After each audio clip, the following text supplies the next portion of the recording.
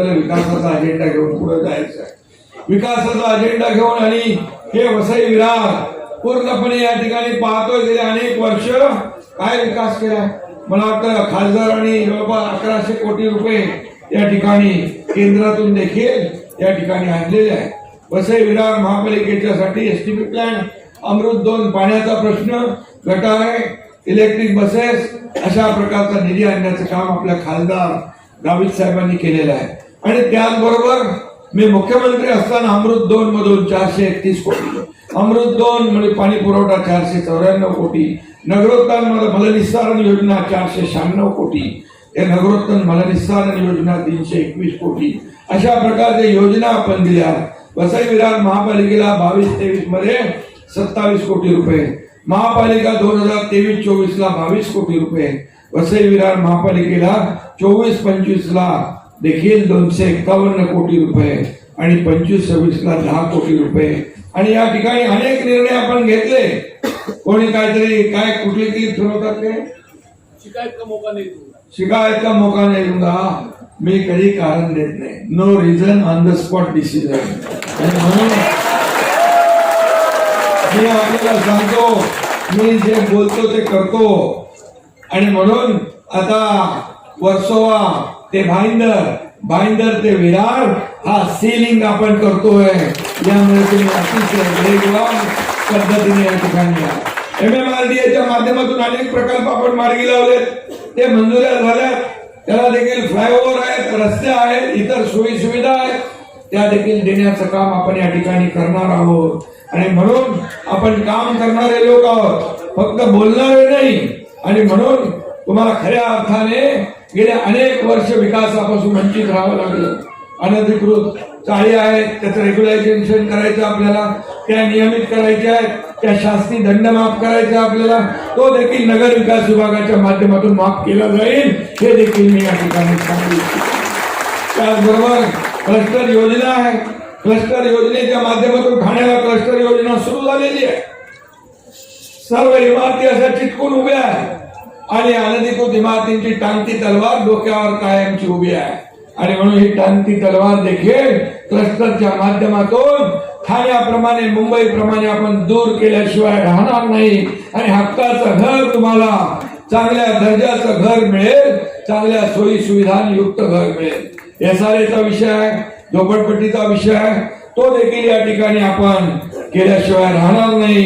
कारण नगर विकास विभाग पण तुमच्या एकनाथ शिंदेकडे आहे, गृहनिर्माण विकास विभाग पण तुमच्याकडे आहे, SRA म्हाडा पण तुमच्याकडे आहे. आणि त्यामुळे मुंबईच्या धर्तीवर ओसी देण्याचा निर्णय झालेला आहे. तो देखील वसई विरार महापालिकेला ओसी देण्याचा निर्णय लागू करणार, हे देखील मी आपल्याला सांगायला आलेलो आहे. त्यामुळे घर हे स्वप्न आहे प्रत्येकाचं. घर, हक्काचं घर मिळालं पाहिजे.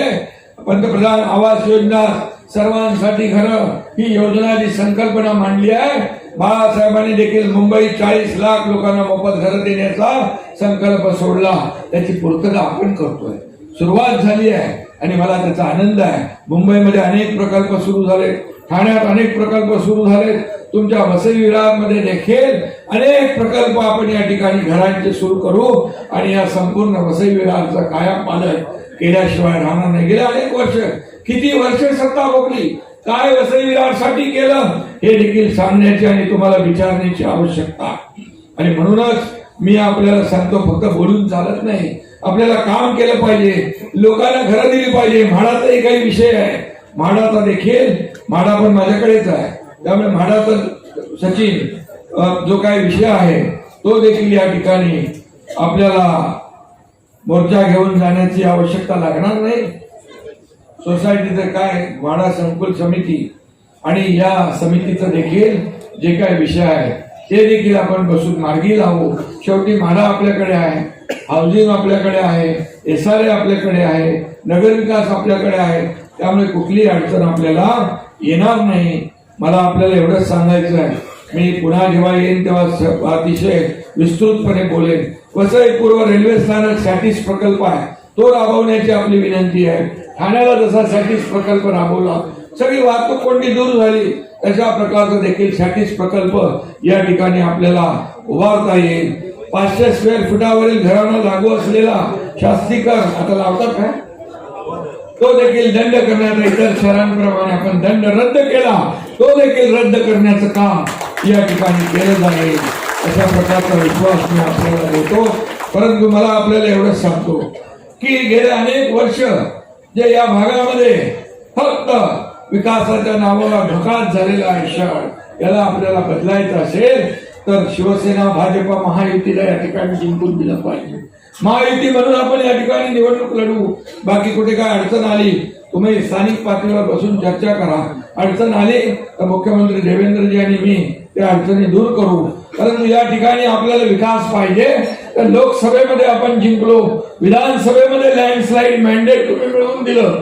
आता महापालिकांमध्ये देखील एकाच विचाराचं सरकार आलं तर आपल्याला डबल इंजिन ट्रिपल इंजिनचं सरकार म्हणून काम करता येतं. तर वसई विरार हे नालाचं बरं वाढतंय, शहर वाढतंय, मुंबईतला माणूस इकडे राहायला आलेला आहे आणि म्हणून त्याला सोयी सुविधा द्यायच्या असतील तर आपल्याला मूलभूत सोयी सुविधा, तुम्हाला चांगले रस्ते पाहिजे ना, ठाण्यासारखे काँक्रीटचे, मीरा भाईंदर सारखे चांगले रस्ते पाहिजे.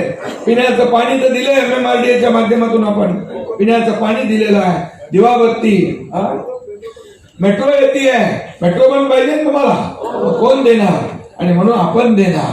आणि म्हणून या सगळ्या लाडक्या बहिणींना मला एकच सांगायचं आहे, तुम्हाला डेव्हलपमेंट, विकास आपला अजेंडा आहे, महायुतीचा विकास हाच अजेंडा आहे.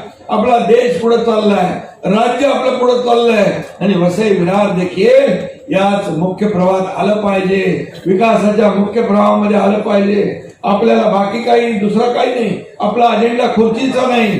ज्या लोकांनी आपल्याला खुर्चीत बसवलंय त्यांच्या समस्या सोडवणं हा आपला अजेंडा आहे, त्यांचे प्रश्न सोडवणं हा आपला अजेंडा आहे, भूमिपुत्राला न्याय देणं हा आपला अजेंडा आहे. सत्तेसाठी एकत्र येतील, खुर्चीसाठी एकत्र येतील, परंतु आपण विकासासाठी एकत्र येणार आहोत.